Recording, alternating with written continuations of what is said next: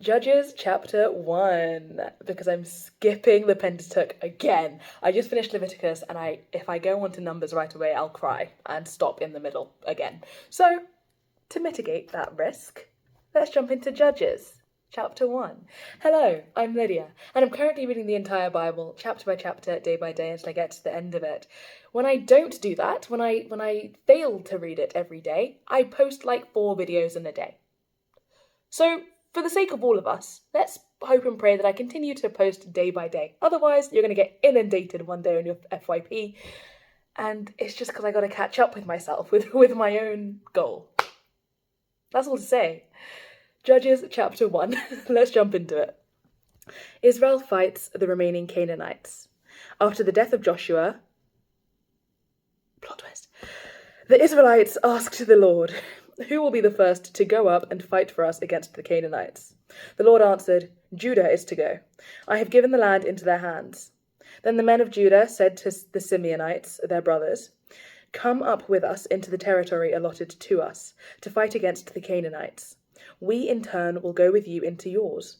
So the Simeonites went with them.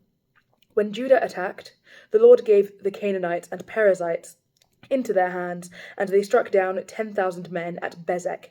It was there that they found Adoni-Bezek and fought against him, putting to rout the Canaanites and Perizzites. Adoni-Bezek fled, but they chased him and caught him and cut off his thumbs and big toes. Okay. Then Adoni-Bezek said, 70 kings with their thumbs and big toes cut off have picked up scraps under my table. Now God has paid me back for what I did to them. I didn't know this was something that we were doing. They brought him back to Jerusalem, and he died there. The men of Judah attacked Jerusalem also and took it. They put the city to the sword and set it on fire. After that, the men of Judah went down to fight against the Canaanites living in the hill country, the Negev, and the western foothills. They advanced against the Canaanites living in Hebron, formerly called Kiriath Arba, throwback, and defeated Sheshai, Ahiman, and Talmai. From there, they advanced against the people living in Debir, formerly Kiriath Sefer. And Caleb said, "I will give my daughter Achsah in marriage to the man who attacks and captures Kiriath Sefer." Othniel, son of Kenaz, Caleb's younger brother, took it. So Caleb gave his daughter Achsah to him in marriage. One day, when she came to Othniel, she urged him to ask her father for a field. When she got off her donkey, Caleb asked her, "What can I do for you?" She replied, "Do me a special favor.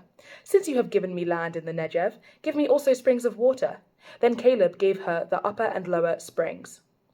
The descendants of Moses' father-in-law, the Kenite, went up from the city of palms with the men of Judah to live among the people of the desert of Judah in the Negev near Arad.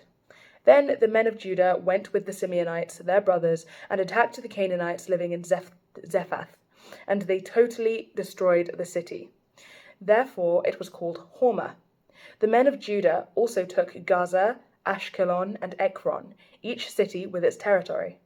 The Lord was with the men of Judah. They took possession of the hill country, but they were unable to drive the people from the plains, because they had iron chariots. As Moses had promised, Hebron was given to Caleb, who drove from it the 3 sons of Anak.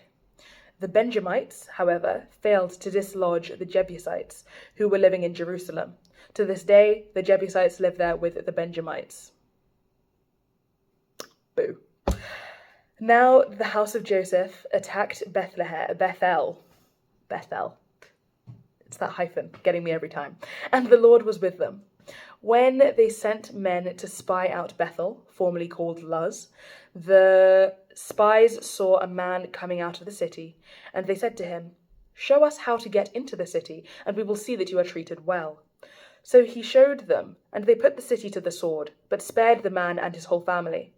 He then went to the land of the Hittites, where he built a city and called it Luz, which is its name to this day. But Manasseh did not drive out the people of Beth Shan, or Tanakh, or Dor, or Ibleam, or Megiddo, and their surrounding settlements, for the Canaanites were determined to live in that land. When Israel became strong, they pressed the Canaanites into forced labor, but never drove them out completely.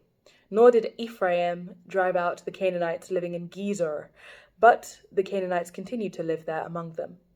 Neither did Zebulun drive out the Canaanites living in Kitron or Nahalol, who remained among them, but they did subject them to forced labor. Nor did Asher drive out those living in Akko or Sidon or Alab or Akzib or Helba or Aphek or Rehob. And because of this, the people of Asher lived among the Canaanite inhabitants of the land.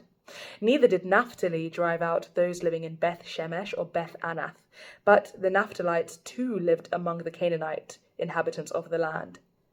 And those living in Beth Shemesh and Beth Anath became forced laborers for them. The Amorites confined the Danites to the hill country, not allowing them to come down into the plain. And the Amorites were determined also to hold out in Mount Heres, Aijalon, and Shalbim. But when the power of the house of Joseph increased, they too were pressed into forced labor.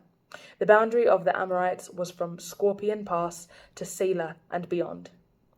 Right. Thank you so much for joining me today and for reading the Bible with me and for pouring into your own relationship with God. This is great stuff and I'm very happy for you. I pray that God blesses you abundantly today and tomorrow in case I do not post, but I do plan on posting tomorrow, so God willing I will see you then. Aside from that, if you'd like to watch these videos in a clearer order, you can do so by checking out my YouTube channel, which is linked in my TikTok bio. There are playlists in French, Spanish and English dedicated to each book of the Bible which I have covered, being from James through to Leviticus, the end of Leviticus that is, and also the entire book of Joshua, which is just before this book, Judges.